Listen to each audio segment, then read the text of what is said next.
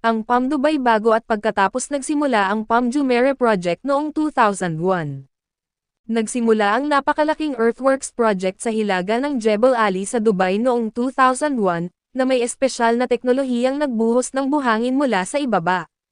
Bilang resulta, pagkaraan ng ilang panahon, nabuo mula sa sahig ng dagat ang isang hugis PAM na isla at isang hugis crescent na breakwater, na sa kalaunan ay sumasakop sa mahigit 560 ektarya.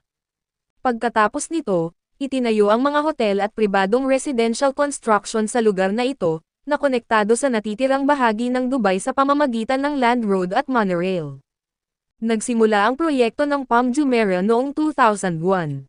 Nagsimula ang isang napakalaking proyekto sa earthwork sa hilaga ng Jebel Ali sa Dubai noong 2001, na may espesyal na teknolohiyang nagbuhos ng buhangin mula sa ibaba. Dahil dito, pagkaraan ng ilang panahon, nabuo